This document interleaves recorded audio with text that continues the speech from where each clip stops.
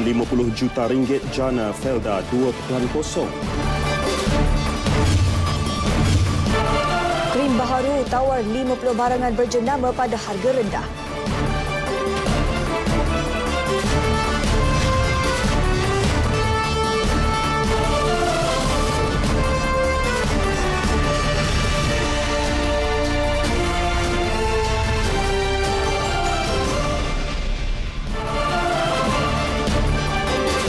Assalamualaikum, salam sejahtera Nasional 8 edisi Ahad 4 Februari. Bersama saya Fatil Hidayat Ghazali. Dan saya Syahidah Arifin.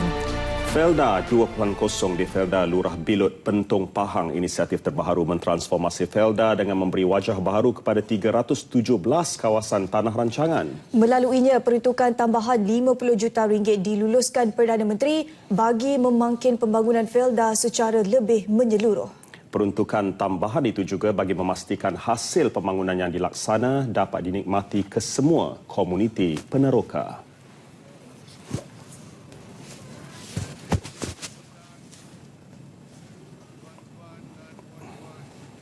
InsyaAllah diluluskan 50 juta tahun ini. Buatlah janji buat ya projek ini. Janji pastikan bahawa kota feed-in tarif ini insya-Allah keuntungannya boleh kita beri balik kepada komuniti Felda, dan ini melibatkan 80 megawatt bagi 16 rancangan untuk tahun 2018 dan 2019 juga saya luluskan. Seperti mana Yang Amat Mohd Menteri Besar pun bermurah hati untuk menyerah tanah hutan simpanan Kelah dan pengurusan 2 batang sungai oleh Kerajaan Negeri. Kerajaan Pusat juga menyokong atas permintaan yang disebut oleh Tan Sri Syaril tadi. Projek Lembah Digital Bilut di bawah inisiatif Felda 2.0 membawa lonjakan dalam komuniti Felda. Bersesuaian dengan teknologi semasa, ia membolehkan penduduk menggunakan internet berkelajuan tinggi sehingga 100 megabyte sesaat yang membuka peluang ekonomi khususnya dalam aspek usahawan digital, pertanian moden serta ekopelancongan. Melancarkan Felda 2.0 di Felda Lurah Bilut, Datuk Seri Najib turut menyerahkan replika cek insentif peneroka sifar hutang pembangunan dan tanam semula. Transformasi Felda bermula dengan transformasi peneroka. Justru Datuk Seri Najib mahu peneroka Felda melakukan transformasi dengan menjadi usahawan berjaya. Dengan fokus kepada e-perdagangan, mereka boleh mengeksport produk yang dihasilkan ke luar negara bagi menempa kejayaan lebih gemilang kepada Felda. Misalnya ke negara China, ataupun kita mengendalikan di mat yang baru dengan menu kopitiam dan sebagainya yang saya dapat rasai tadi, ataupun kita menjadi orang profesional hasil daripada pendidikan yang membolehkan kita menguasai ilmu dan sebagainya. Jangan lupa bahawa ini semuanya dimungkinkan bukan saja perjuangan kerajaan, tetapi datuk nenek kita bersemangat berbekalkan semangat sebagai seorang peneroka yang sejati dengan semangat kepenerokaan. 5 tanah rancangan Felda dipilih tahun ini untuk ditransformasi menerusi inisiatif Felda 2.0 dengan 10 lagi tanah rancangan akan dipilih tahun depan.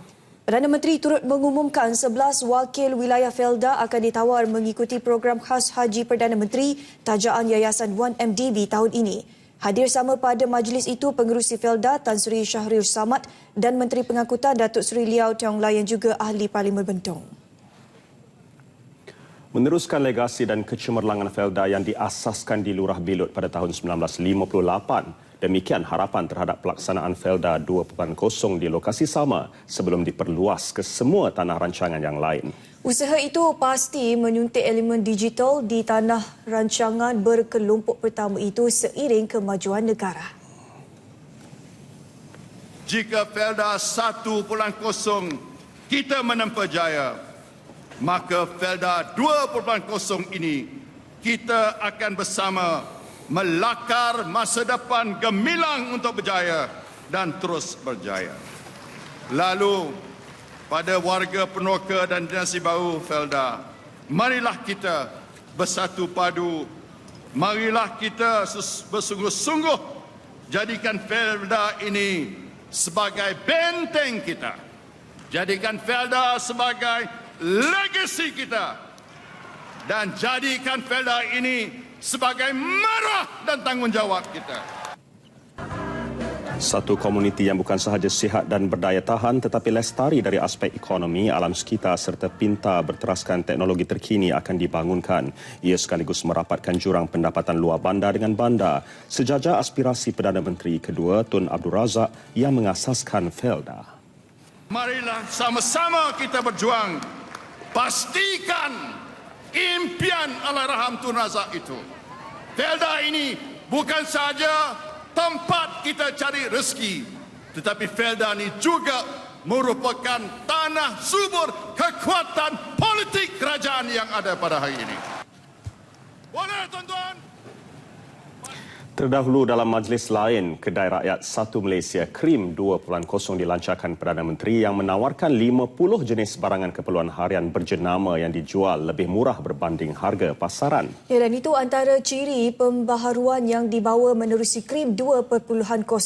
Penambahbaikan dilakukan terhadap program yang diperkenalkan sejak 2011 itu selepas mengkaji kelemahannya berdasarkan maklum balas rakyat. Di mana kita pertamanya tak melaksanakan Krim 2.0 ini di kedai-kedai yang dikhususkan, tetapi sebaliknya di rangkaian yang menjadi rangkaian kongsi kepada kementerian dan kerajaan melalui Kedai Rakyat 1 Malaysia ini, seperti TMG Mall. Yang kedua, kita menentukan bahawa kita tak menjual barang-barang yang tak ada jenama lagi. Yang kita kata barang-barang Kedai Rakyat 1 Malaysia. Kita dapati bahawa para pengguna masih minat dengan barang-barangan ataupun produk yang ada jenama. Datuk Seri Najib melancarkan Krim 2.0 di Pasaraya Tunas Manja Group Tim MG Temerloh Pahang. Model perniagaan baharu Krim 2.0 mengamalkan dasar lebih terbuka dan berdaya saing serta memberi peluang kepada lebih ramai pemilik perniagaan kedai runcit menyertainya. Sementara itu, Menteri Perdagangan Dalam Negeri, Koperasi dan Kepenggunaan Datuk Seri Hamzah Zainuddin berkata, perluasan Krim 2.0 terus dilaksanakan sehingga mencecah kepada 3,000 cawangan dalam tempoh 3 tahun dengan penambahan pelbagai barangan keperluan harian.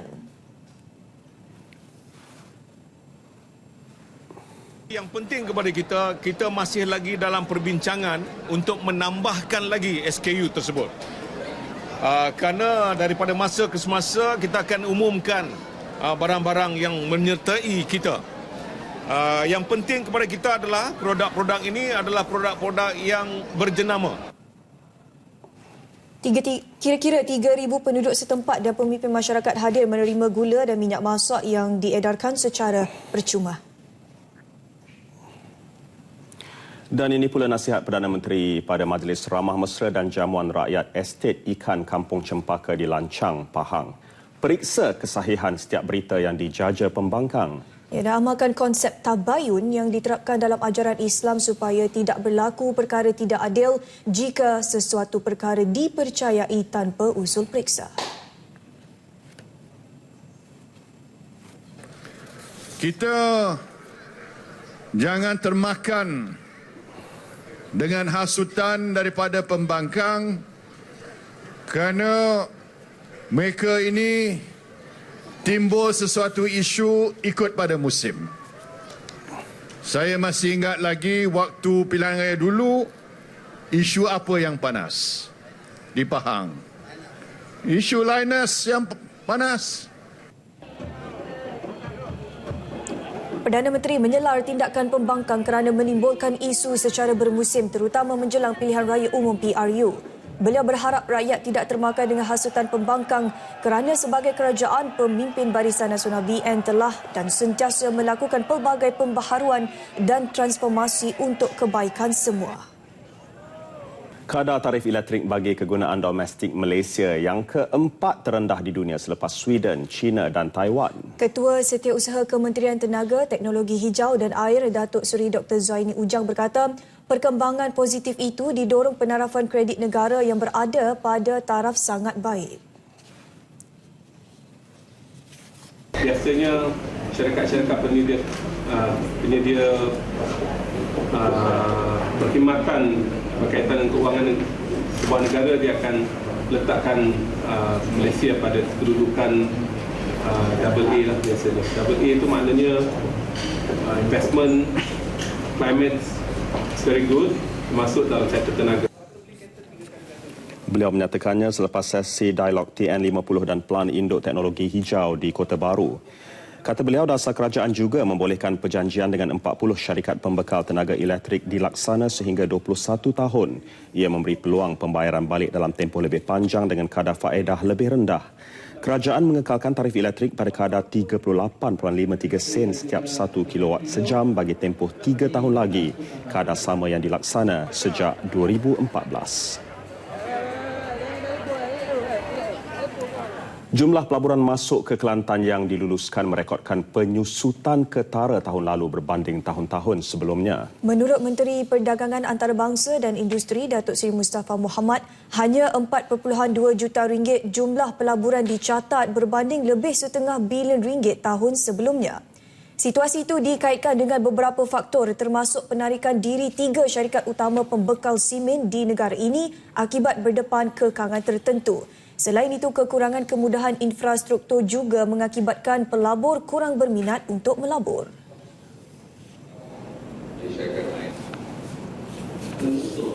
Tiga syarikat negeri Malaysia gagal untuk mendirikan kilang simen di Kelantan. Potensi ada di Kelantan tapi ada syarikat kurang mampu. Kita kena cari kaedah lain lah. InsyaAllah dalam manifesto Barisan Nasional kita akan ada beberapa cadangan bagaimana tingkatkan pelaburan di Kelantan.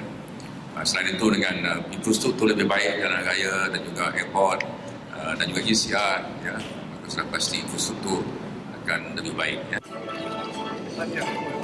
Datuk Seri Mustafa menyaksikan pemeteraian perjanjian persefahaman antara A-Bio Sendirian Berhad dan Ain Medicare Sendirian Berhad di kawasan perindustrian Pengkalan Cepa, Kota Baru.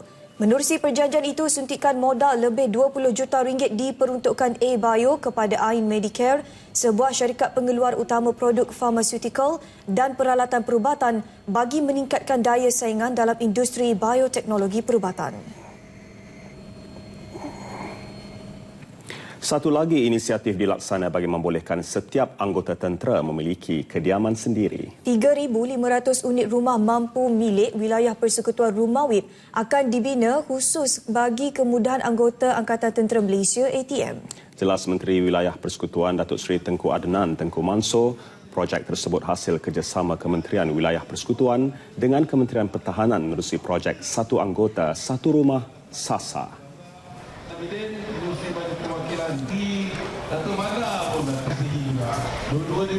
Angkatan Tentera sendiri mempunyai satu perancangan khususannya bagaimana nak mengucap terima kasih kepada anggota. Kerana anggota ini telah berkhidmat kepada negara dengan begitu cemerlang. Sehingga 60 tahun kita capai kemerdekaan hari ini, merekalah yang menjaga keselamatan. Pihaknya turut bersetuju menaik taraf Taman Permainan Sekolah Kebangsaan Pangkalan Tentera Darat dengan kos RM100,000 dan pembinaan padang futsal berjumlah RM150,000. Datuk Seri Tengku Adnan merasmikan kenduri satu wilayah persekutuan Parlimen Bandar Tun Razak di Kem Tentera Sungai Besi sempena Hari Wilayah Persekutuan 2018. Paparan diteruskan dengan perkembangan banjir di Sarawak. Ya, dan setakat petang tadi, 10 pusat pembinaan sementara PPS dibuka yang menempatkan 746 penduduk terjejas banjir melibatkan 199 keluarga. Menurut laporan JPBN Sarawak, 3 daripada PPS tersebut di Kuching iaitu Surau Ar-Rahman, Kampung Sungai Batu, Masjid Darul Mustaqim, Kampung Buntal dan SMK Tabuan Jaya dengan jumlah keseluruhan 291 penduduk daripada 61 keluarga. Di bahagian Samarahan, 5 PPS dibuka iaitu di Dewan Pembangunan Sebuyau, SK Haji Bujang Ranggawan Putin, Masjid Kampung Seruyuk, Dewan Masyarakat Kampung Segali dan Dewan Suara Kota Samarahan. Keseluruhannya menempatkan 345 mangsa daripada 108 keluarga. Manakala bahagian Serian, 2 PPS dibuka di Dewan Betong Kenawit dan Dewan Lintang Baru yang menempatkan 110 penduduk terjejas daripada 30 keluarga. 2 suspek yang ditahan SPRM berhubung dakwaan kes rasuah melibatkan projek infrastruktur pengangkutan bernilai RM56 juta sepanjang 2012 hingga 2017 dibebaskan hari ini. Penolong jurutera kanan dan penolong jurutera terbabit dibebaskan dengan ikat jamin RM100,000 tanpa deposit dengan 2 penjamin. Perintah dikeluarkan Magistrate Stephanie Sharon Abi ketika prosiding diadakan di lokap berpusat di kontingen Sabah, Kota Kinabalu. Pendakwaan dikendalikan pegawai pendakwa SPRM Muhammad Falik Basiruddin. Kedua-dua suspek masing-masing berusia 36 dan 38 tahun itu direman 5 hari sejak Rabu lepas bagi membantu siasatan. Setakat ini SPRM telah menahan 7 individu. Kesemua mereka telah dibebaskan. SPRM juga dilaporkan telah menyita wang tunai kira-kira RM1.6 juta dan membekukan akaun melibatkan RM5.3 juta dalam beberapa bank. Ini pula susulan 7 individu menerima rawatan di Hospital Pulau Pinang akibat mengalami simptom letih dan lemah selepas meminum kopi pracampuran yang dipercayai dicampur dengan bahan terlarang. Kementerian Kesihatan percaya terdapat sindiket yang cuba mengedar serbuk minuman segera yang mengandungi dadah. Namun motif sebenar tindakan itu belum dapat dipastikan. Jelas menterinya Datuk Seri Dr. S. Subramaniam, setakat ini tiada bukti yang dapat menyalahkan pengeluar produk kopi terbabit melalui pencemaran isi kandungannya. Ini kerana lawatan ke kilang pembuatan kopi berkenaan tidak menemui sebarang bahan terlarang dan pemprosesannya juga dibuat mengikut prosedur operasi standard SOP. Got packets of coffee from some stranger and they had the similar so there seems to be some kind of syndicate going on, giving out these packets of coffee which seems to be mixed with drugs. We will do the investigation as far as analysis and all goes. Police has to investigate from their side as to where is the source, where, because to go to the bottom of this whole problem. Datuk Seri Dr. Subra menyatakannya selepas merasmikan pusat rawatan holistik di Klinik Derma Sivasanta Georgetown. Semalam 2 lagi individu menerima rawatan di Hospital Pulau Pinang akibat mengalami simptom lemah dan letih selepas meminum minuman segera yang dipercayai telah dicampur dengan dadah. Ia menjadikan jumlah keseluruhan 7 mangsa selepas 5 individu menerima rawatan di hospital berkenaan pada 27 Januari hingga Jumaat lepas. Pihak berkuasa Johor pula terus meningkatkan penguatkuasaan dan mengambil tindakan lebih tegas terhadap penunggang motosikal yang terlibat kegiatan lumba haram terutamanya di hadapan Hospital Sultanah Aminah HSA Johor Bahru. Penegasan dibuat susulan kenyataan Sultan Johor, Sultan Ibrahim Sultan Iskandar yang murka dengan tindakan mat rempit menjadikan Jalan Pantai Lido sebagai medan perlumbaan. Melalui catatan di Facebooknya, Ketua Polis Negeri Datuk Muhammad Khalil Kadir Muhammad memberitahu pihak polis akan terus meningkatkan penguatkuasaan membendung kegiatan berkenaan serta membuat rondaan berkala di laluan tertentu. Polis juga akan mengadakan pertemuan dengan kumpulan-kumpulan bermotosikal berkenaan dalam tempoh terdekat untuk menyampaikan mesej serta berbincang mengenai aktiviti lain yang boleh dilakukan dengan kerjasama pelbagai pihak. Kemarin Sultan Ibrahim di Facebook baginda murka dengan kegiatan itu yang dianggap mengganggu ketenteraman awam dan pesakit di HSA akibat bunyi bising enjin motosikal. Selain menerima banyak aduan pesakit tidak dapat tidur berikutan bunyi bising daripada perlumbaan yang dijalankan mulai tengah malam hingga 3 pagi, baginda sendiri dan kerabat baginda pernah berdepan situasi semasa menerima rawatan di ward di Raja HSA.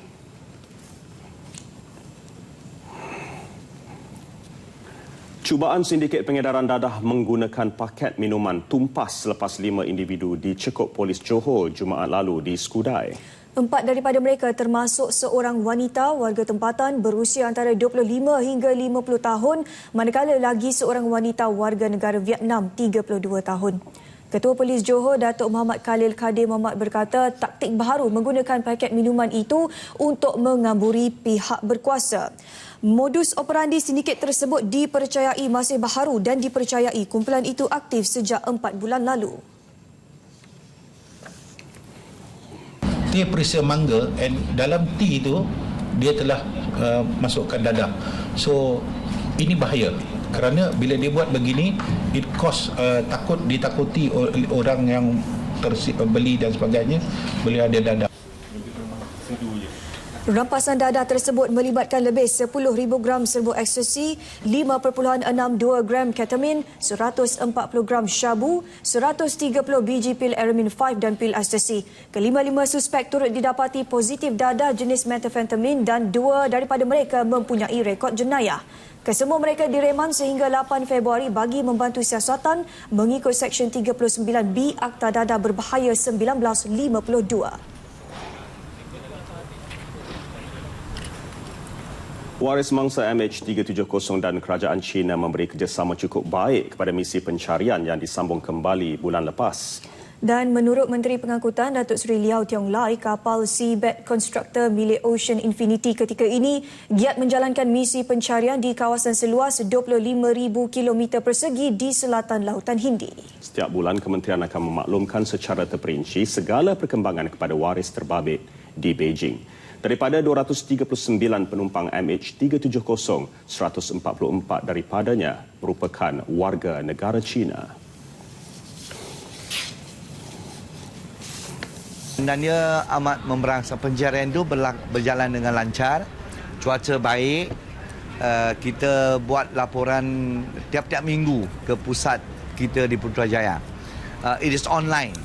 Kita akan masukkan dalam website kita punya MH370 untuk NOK, the family victim to view the report every week. Kita buat laporan tiap-tiap minggu dan sekiranya ada perkembangan terbaru kita akan buat pengumuman. Datuk Seri Liao menyatakan demikian selepas merasmikan Pusat Pakar Mata Optimax KL di Ibu Negara. Malaysia memeterai perjanjian dengan syarikat penerokaan dasar laut yang berpangkalan di Amerika Syarikat bulan lepas bagi meneruskan misi tersebut. Mula diperkenal pada 2009 dan dilancar secara rasmi pada Disember 2011, jenama Agrobazar Kedai Rakyat AKR kini telah mendapat tempat dalam pasaran runcit tempatan. Setakat ini, 429 AKR diwujudkan di seluruh negara yang berperanan menjadi tempat mengumpul, membeli dan menjual hasil pertanian yang diusahakan penduduk kampung. Segmen Negaraku menampilkan keberkesanan projek Agrobazar Kedai Rakyat bersama Syahril Sarapudin. Saksikan.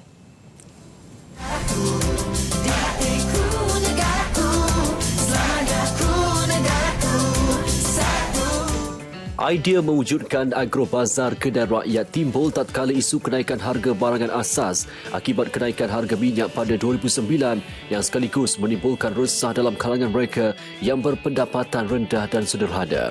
Dengan adanya AKR, petani atau peraih kampung kini punya tempat yang strategik untuk menjual hasil pertanian. Menyedari keberkesanannya, kerajaan menyasarkan 1,000 AKR pada 2020. Jadi farmer menyediakan outlet daripada ladang sampai kepada pengguna. Bermula daripada motosikal roda 3 iaitu di kampung-kampung untuk dikumpulkan barang pertanian, dihantar ke pada peraih-peraih ataupun melalui peraih dihantar kepada Agrobazar Kedai Rakyat. Jadi dengan adanya barangan yang dikutip daripada ladang dan dihantar ke Agrobazar, di situlah meningkatkan pendapatan petani dan juga secara langsung meningkatkan pendapatan pengusaha-pengusaha Agrobazar Kedai Rakyat. AKR adalah premis perniagaan barangan keperluan harian secara runcit dengan harga berpatutan selain menampilkan imej yang menarik, tersusun, kemas dan seragam. Puratanya nilai jualan semua peserta projek ini telah meningkat antara 15 ke 30% Dan ada juga yang meningkat hingga 100% kerana apabila menyertai projek ini, beliau mendapat menambah pendapatan dengan teredarnya produk-produk yang didatangkan terus daripada sumber pengeluaran. Kita targetkan hingga 2020 1,000 kedai ditubuhkan dalam bentuk ini supaya dapat meluaskan peranannya lagi untuk rakyat dan juga untuk usahawan sendiri. Rosni Muhammad Yusak antara usahawan yang terawal menyertai AKR pada 2009 dan kini beliau berbangga kerana dapat membantu ramai petani kecil serta usahawan IKS memasarkan hasil pertanian dan produk keluaran mereka. Setelah masuk AKR ni, jumlah pengunjung ataupun customer ramai. Tentu sebab sayur daripada kebun kita ambil kan, daripada ladang. Jadi sumber tu pun kira harga pun tak berapa mahal. Pihak Paman telah memberi bantuan dari segi alatan, apa tu macam gendola-gendola yang telah kita naik taraf lah.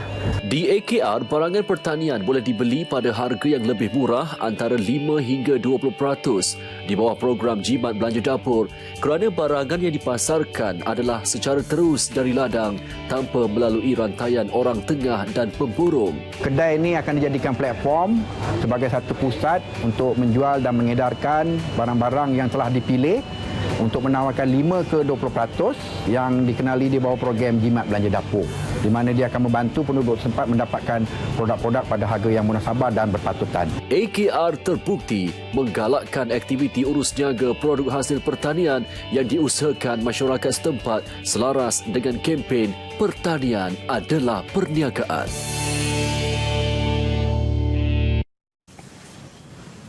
Musim tengkujuh dengan angin monsun timur laut yang melanda negara antara November hingga Mac setiap tahun menyebabkan ramai kalangan kita mengelak ke pantai atau laut bagi mengelak risiko ombak kuat dan angin kencang. Namun tidak bagi peminat sukan luncur air. Ya, dan di Pulau Tioman misalnya, ketika musim tengkujuh, pulau peranginan itu terus menerima kunjungan pelancong dalam dan luar negara, khususnya peminat luncur ombak untuk menyahut cabaran.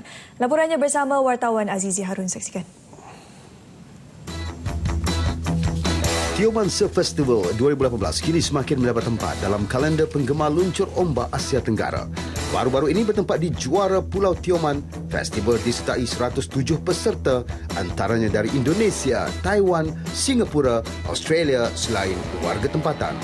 Bertemakan Surf Festival Tengkujuh Playground, cabaran ombak di sini menjadi satu lagi potensi tarikan pelancongan yang baik untuk Pulau Peranginan ini. Setiap tahun bertujuan untuk meningkatkan kita punya awareness pelancong bahawa Pulau Tioman sentiasa terbuka kepada pelancong sepanjang tahun. Tioman yang menjadi lokasi penutup daripada 3 sirkit luncur ombak selepas Sabah dan Cerating punyai keistimewaan tersendiri. Sebab juara dia ada different type of wave basically dan antara height ketinggian ombak yang konsisten sewaktu musim tengkujuh. Antara kategori yang dipertandingkan ialah terbuka lelaki dan wanita, bodyboard dan longboard serta kategori gromets untuk remaja. Dari segi potensi pula, ombak dia pun banyak bertukar. Dia ada level yang untuk beginner, intermediate dan sampai ke level professional depending on the weather lah. Bagi pemenang pula, Tioman Surf Festival akan menjadi destinasi wajib jika ada peluang menyertainya. Ya, persaingan di sini sangat ketat karena semua pemain selancarnya bagus-bagus. Pertandingan dalam surf ini selalunya terjadi luck nasib. Kadang-kadang orang tu dapat ombak yang baik, so mungkin best try untuk dia lah. Sambutan yang semakin menggalakkan sejak 6 tahun penganjuran terdahulu dan penambahbaikan yang akan dilakukan, pastinya Tioman Surf Festival akan menjadi lebih terkenal di peringkat antarabangsa. Azizi Harun, RTN. 400,000 penerima memperoleh manfaat daripada program UMNO Bantu Rakyat 2.0 sejak dilancar Mei tahun lepas. Jelas Pengerusi Biro Kebajikan UMNO Malaysia BIKOM, Datuk Syamsul Anwar Nasarah, pemberian itu termasuk pembukaan percuma akaun simpanan skim Simpanan Pendidikan 1 Malaysia SSP 1M dan kit makanan. Jumlah itu tidak termasuk bantuan kepada penduduk terjejas banjir di beberapa negeri sejak November tahun lalu yang disumbang biro itu. Pelbagai bentuk sumbangan, akaun percuma, deko rumah, kit sumbangan, servis motosikal, elektrik kita buat dan pelbagai bentuk yang kita bantu dan kita bagi. Jadi tak kurang daripada 400,000 keluarga terlibat dalam program 2.0 saja. Datuk Syamsul menyatakannya di SIK Kedah selepas program UMNO Bantu Rakyat 2.0. Selain 1,000 kit makanan disampaikan kepada penerima terpilih, 500 murid tahun 1 turut menerima pembukaan akaun simpanan SSP 1M secara percuma pada majlis itu. BIKOM turut melihat kemungkinan memberi tambahan peruntukan untuk pembukaan akaun SSP 1M. Setakat ini, 30,000 murid menikmati faedah menerusi skim tersebut dengan menerima RM100 seorang.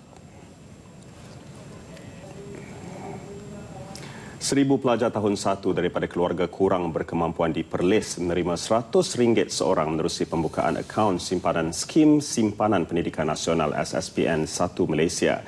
Mereka merupakan sebahagian daripada 30,000 pelajar di seluruh negara yang menerima sumbangan daripada BIKOM. Sumbangan disampaikan Pengerusi Badan Perhubungan UMNO Perlis, Datuk Seri Syahidan Kasim.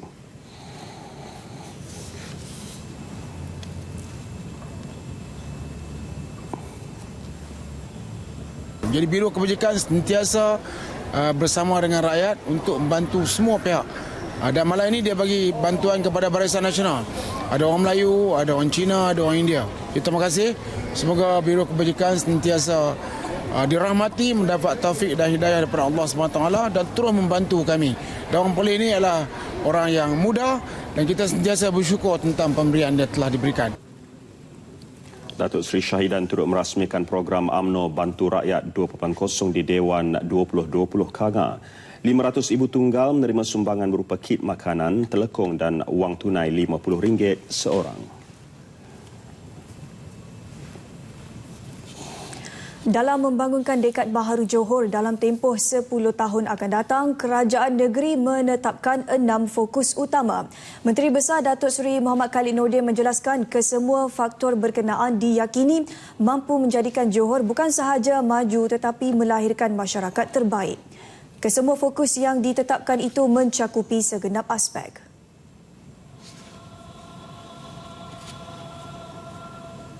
Dengan berpaksi dan berorientasikan ekonomi masa hadapan. Ia mesti dipacu oleh sains dan teknologi.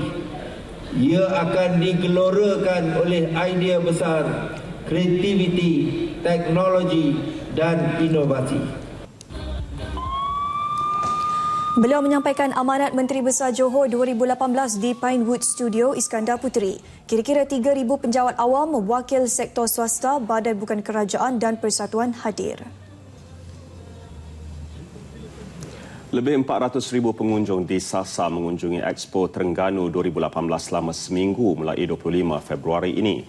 Bertempat di Stadium Tertutup Gong Badak Kuala Nerus, hadiah keseluruhan berjumlah lebih RM1 juta ditawarkan. Jumlah itu merangkumi hadiah utama sebuah unit apartmen, 1 lot tanah perumahan dan 1 lot tanah pertanian. Turut ditawarkan pelbagai hadiah cabutan bertuah dan hadiah khas di gerai-gerai yang disediakan. Menurut Menteri Besar Terengganu Datuk Seri Ahmad Razif Abdul Rahman, pelbagai kisah kejayaan bakal dipamer sepanjang penganjuran Expo bagi menyuntik semangat rakyat untuk terus melakar kejayaan.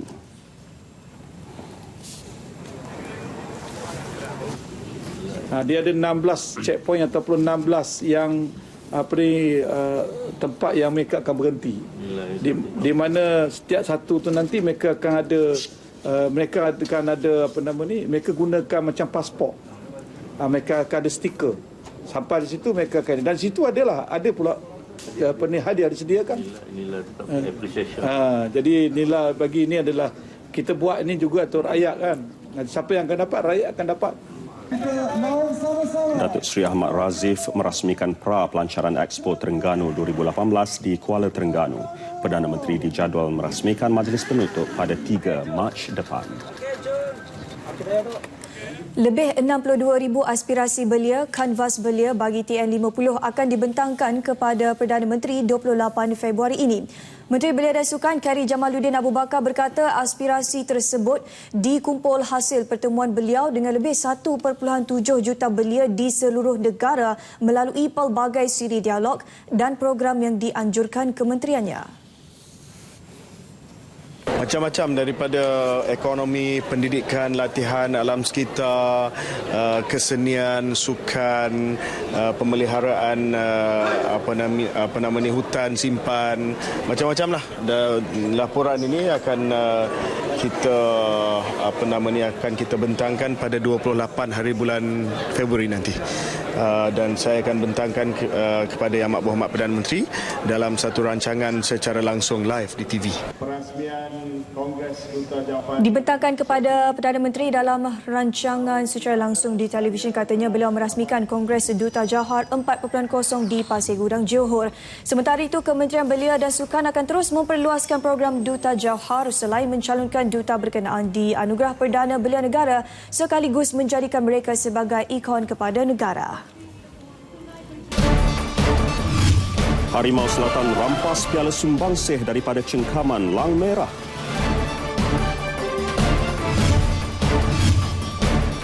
AS Shubangka kecewakan Fratelli dan Campillo.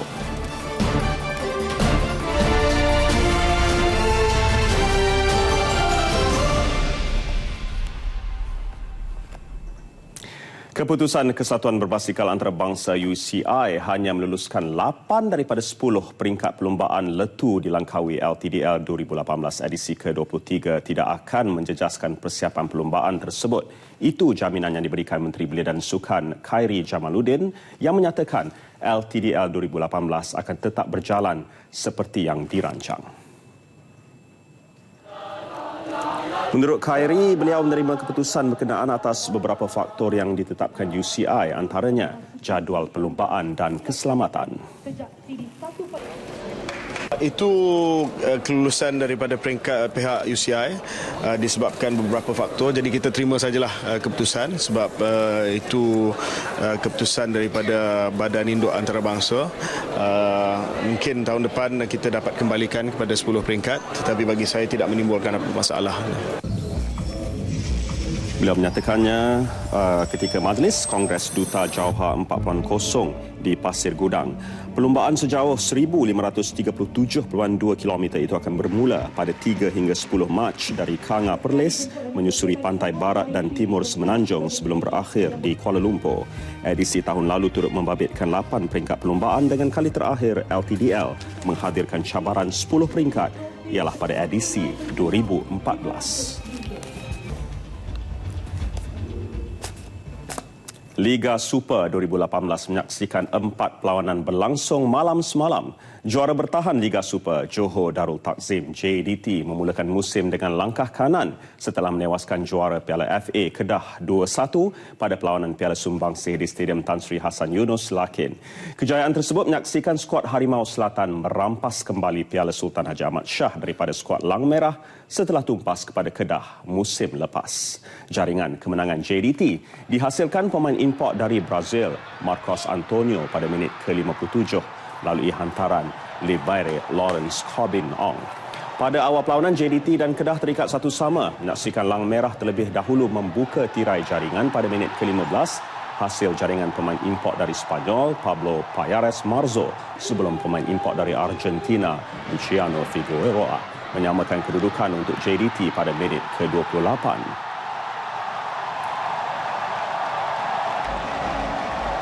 Turut meraih 3 mata penuh ialah pendatang baharu Liga Super Kelab Bola Sepak Perbadanan Kemajuan Negeri Perak PKNP FC.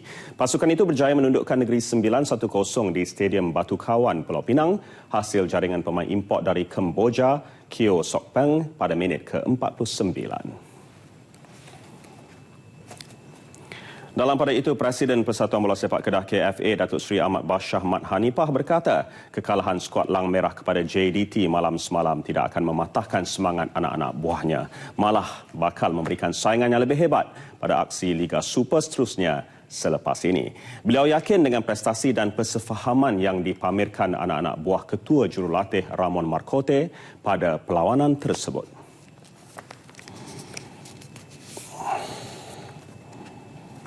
Semangat yang dia tunjuk, first goal tu kita yang skor.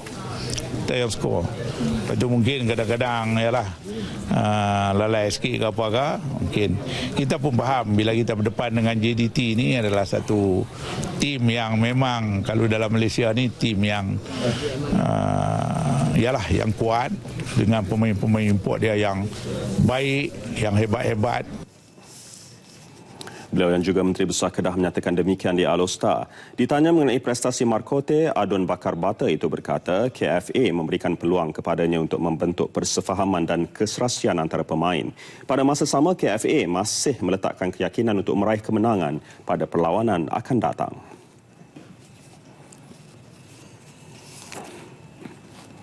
Ya, kita tak boleh ambil daripada apa yang berlaku dalam perlawanan persahabatan ni kerana kita tak mau bagi segi tumpuan dia. Kita jangan ganggu dia kerana dia perlu ada tumpuan. Dia nak perlu perbaiki di mana-mana, serangan kah, pertahanan kah, nak tukar dia punya ni kah. Lepas itu dia perlu bagi tumpuan, lepas itu kita tengoklah pula. Aksi di Stadium Sultan Ismail Nasiruddin Shah Kuala Terengganu pula menyaksikan Terengganu Football Club TFC melayan kunjungan PKNS FC terpaksa berpuas hati apabila berkongsi satu mata selepas mencatat keputusan seri 2-2. Terdahulu pada awal babak separuh masa pertama, TFC berjersey hitam putih dilihat lebih banyak mendominasi permainan menerusi beberapa cubaan berbahaya menerusi jentera bahagian hadapannya diketuai Cece Kipre yang turun selaku kapten. Malah gol pertama turut dihasilkan Cece menerusi tendangan penalti pada minit ke-36 yang dihadiahkan pengadil perlawanan Muhammad Zamzaidi Khatimin selepas mengesan kekasaran dilakukan barisan pertahanan PKNS terhadap pemain tengah TFC Abdul Malik Mat Arif dalam kotak penalti. Namun kedudukan tersebut tidak kekal lama apabila 3 minit kemudian PKNS yang berjersey jingga menyamakan kedudukan satu sama. Gol berpunca apabila bola sepakan pemain sayap PKNS Muhammad Qayyum Marjoni Sabil di penjuru kanan luar kotak penalti TFC yang terkena badan salah seorang pemain pertahanan tuan rumah terus menerjah ke jaring melepasi jangkauan penjaga gawang Muhammad Sufian Rahman. Kedudukan satu sama itu kekal hingga rehat separuh masa. Manakala gol kedua PKNS hadir menerusi Rafael Ramazotti selepas berjaya melepasi perangkap offside hasil gerakan serangan balas ke kubu tuan rumah pada minit ke-68.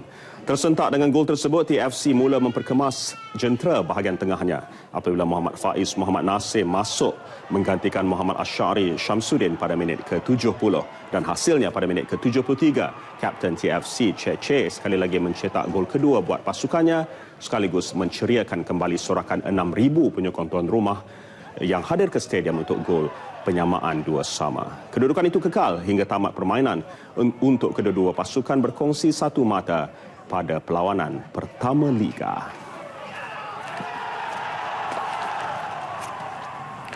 Melaka United MU pula memulakan saingan Liga Super dengan langkah kanan apabila berjaya menewaskan Kelantan 2-1 di Stadium Hang Jebat. Nyata beraksi di hadapan kira-kira 6,000 penyokong tuan rumah sememangnya memberikan kelebihan buat skuad Hang Tuah. Pasukan Kelantan bagaimanapun terlebih dahulu mengejutkan tuan rumah menerusi gol Bruno da Silva Lopez pada minit pertama apabila mudah menolak masuk bola ke gawang MU hasil sepakan percuma rakan sepasukannya. Tersentak dengan gol tersebut, MU memperkemas jentera serangan dan berjaya memperoleh gol penyamaan menerusi pemain import Yahor Zubovic pada minit ke-11 yang bijak melepasi perangkap offside pelawat. Skuad The Red Warriors cuba menjarakkan kedudukan menerusi beberapa asakan namun terjahan keras Nik Muhammad Syahrul yang menjatuhkan S. Chanturu menyebabkan tuan rumah dihadiahkan sepakan penalti pada minit ke-30 yang berjaya disudahkan John Woo Yong. Bersambung babak kedua, MU terus bersemangat memburu gol dengan memperlihat beberapa gerakan pantas daripada Chanturu namun berjaya disekat pertahanan Kelantan. Tidak mudah putus asa skuad Kijang melakukan asakan bertali arus. Keputusan 2-1 itu kekal hingga whistle penamat dibunyikan sekaligus membolehkan skuad Hang Tuah mengutip 3 mata di laman sendiri.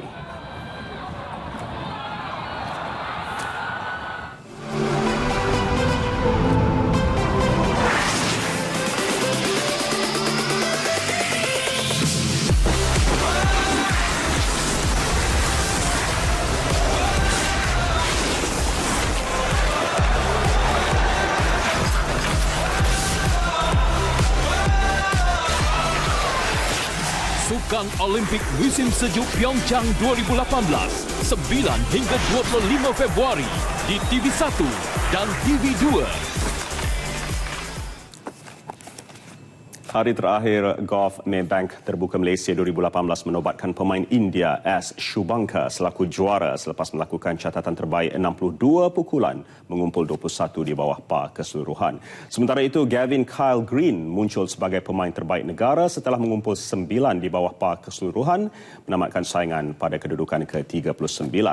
Aksi hari terakhir Maybank Terbuka Malaysia berlangsung dalam keadaan cuaca panas terik di lapangan golf Saujana Subang dengan pendahulu bersama semalam Dylan Fritelli dan Jorge Campillo mengetuai saingan baki 73 pemain. Sungguh pun beraksi agak baik, kedua-dua pemain itu gagal menyaingi kebangkitan Shubhankar. Aksi menakjubkan pemain India itu yang mempamerkan kebangkitan memintas Fritelli dan Campillo mencuri tumpuan. 10 birdie dibenam, masing-masing 5 di 9 lubang pertama dan kedua untuk Shubhankar memimpin saingan dengan catatan pusingan keempat 62 pukulan. Mengumpul 21 di bawah par keseluruhan, pemain India itu disahkan selaku juara sekaligus menerima hadiah wang tunai 1.94 juta ringgit. Campillo sekadar puas hati di tempat kedua manakala Fritelli jatuh ke kedudukan kelima. Juara 2014 Lee Westwood pula di kedudukan ke-11 dengan 14 di bawah par terkumpul. Sementara itu, nasib tidak menyebelahi pemain negara Gavin Kyle Green apabila pukulannya serba tidak menjadi hari ini apabila melakukan 2 bogey masing-masing pada lubang ke-9 dan 14 sekaligus merencatkan catatannya untuk 2 di atas par. Keseluruhan, Gavin mengumpul 9 di bawah par untuk berada di kedudukan ke-39. Beralih ke Sukan Institusi Pengajian Tinggi SUKIP 2018. Hasrat pemanah kompaun negara Fatin Nur Fatih Ahmad Saleh dari Universiti Teknologi Marayu ITM untuk mempertahan pingat individu tidak kesampaian apabila tewas pada acara kompaun hari ini. Pemanah Universiti Sultan Zainal Abidin Yuniza Nur Aina Yasmin Halim mencuri tumpuan, muncul pemenang emas bagi acara itu. Meskipun angin yang kuat mengganggu penahan dan panahan atlet, Aina yang membuat penampilan kedua pada Tamasya SUKIP tenang hingga akhir pusingan untuk mencatat 642 mata keseluruhan. Beliau meninggalkan pemenang pingat perak dari Universiti Putra Malaysia UPM Syarah Syuhaidah Abbas yang mencatat 638 mata, manakala gangsa dimiliki seorang lagi pemanah Yuniza Iman Aisyah Nur Azam yang mengumpul 636 mata.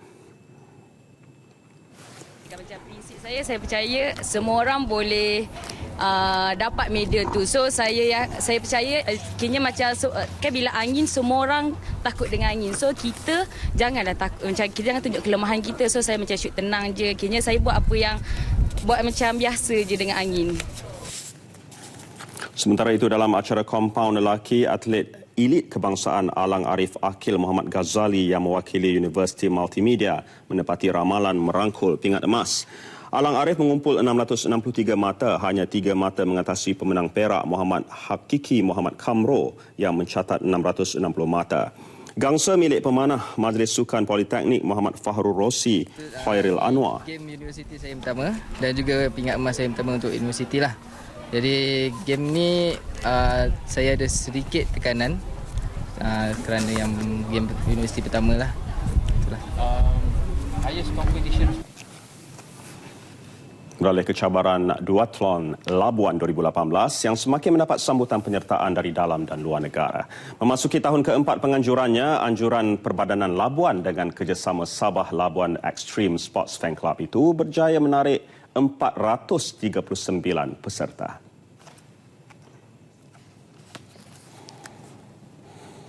Alhamdulillah, ianya melebihi sasaran kami.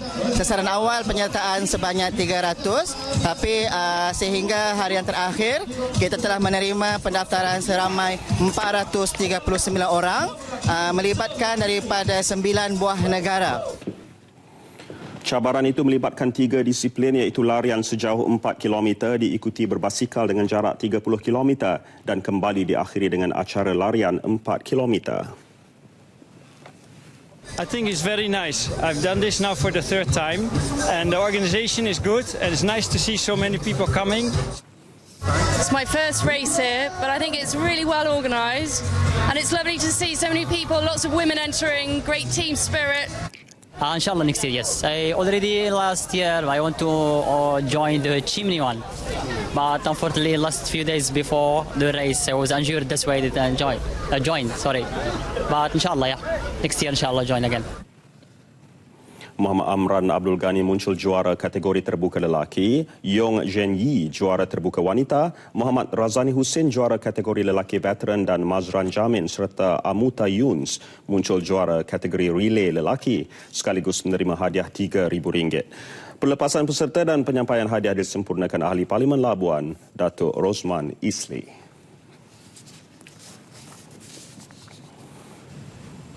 Menteri Komunikasi dan Multimedia Datuk Seri Dr. Muhammad Saleh Tun Said Keruak melepaskan lebih 2,500 peserta termasuk kira-kira 100 artis yang menyertai Seniman Charity Fun Run 2018. Program anjuran Persatuan Seniman yang bermula seawal 7 pagi itu berlangsung di perkarangan Perbadanan Kemajuan Filem Malaysia FINAS di Ulu Kelang. Datuk Seri Dr. Saleh bersama pengerusi FINAS Datuk Muhammad Husairi Abdul Talib turut menyertai senam robik dan zumba bersama peserta sebelum acara larian dimulakan. 2 kategori disediakan iaitu larian 5 km dan 10 km masing-masing terbuka untuk peserta lelaki, wanita dan keluarga. Menurut Presiden Seniman Rozaidi Jamil atau Z Zaidi, program yang julung kali dianjurkan itu bertujuan membantu artis yang kurang bernasib baik di mana setiap peserta dikenakan yuran sebanyak RM60 untuk baju, medal dan sijil. Sebelum ni kita buat dinner show kan. Dinner show untuk nak kutip tabung, tapi kali ni kita buat kelainan, kita melibatkan sukan untuk maknanya bersama-sama golongan seni dan juga masyarakat. Dan saya tak langsung mereka bila membayar, saya tak langsung mereka menyumbang atau menderma kepada kita. Maknanya membantu kita dari sudut tabung itulah. Jadi inilah tujuan yang kita buat dan insyaAllah kita akan buat setiap tahun nanti insyaAllah. Sementara itu, rata-rata artis dan peserta yang menyertai larian menyambut baik usaha Persatuan Seniman menggalakkan gaya hidup sihat dalam kalangan masyarakat sekaligus menyemarakkan aktiviti persatuan. Luar biasa sambutan daripada penonton dan juga peminat yang mereka ni semua masuk, mereka bayar kerana ingin memberi sokongan. Dan saya nampak patut seniman mengadakan lebih banyak lagi konsep-konsep begini kerana bila kita melibatkan masyarakat, inilah barulah masyarakat tu berasa dekat bersama selebriti mereka. Saya tak nafikan dengan cara dianjurkan oleh pihak Persatuan Seniman bukan sahaja menyalurkan dana kepada yang memerlukan, kepada seniman ataupun seniwati. Saya rasa dengan acara yang macam ni dapatkan lagi ikatan saling ukhuwah, bersilaturahim antara bukan sahaja para artis juga kepada masyarakat. Dan saya rasa dengan acara yang macam ni adalah acara yang terbuka. Dia tidak orang kata acara yang berkumpulan untuk artis saja. Kita orang macam happy lah sebabnya dengan suasana macam dia punya road pun macam kawasan kampung, lepas tu macam ramai kan. So macam rasanya every year memang kita kena ni lah, memang kena masuk ni. Memang seronok lah. Saya harap dia setiap tahun dia menganjurkan program ni untuk masyarakat setempat atau macam saya sendiri pun, kami pun daripada Putrajaya so sanggup datang pagi ni join program. Program diakhiri dengan acara penyampaian hadiah kepada para pemenang dan cabutan bertuah. Malah Nasional 8 edisi Ahad 4 Februari berakhir di sini. Sebelum berpisah, kita saksikan perarakan tradisional yang penuh warna-warni dalam satu karnival di Venice. Ya, dan karnival itu semestinya ditunggu-tunggu oleh penduduk tempatan yang berlangsung dari 27 Januari hingga 13 Februari. Saksikan kemeriahannya. Terima kasih atas kesetiaan anda. Dengan itu, Assalamualaikum. Dan salam sejahtera.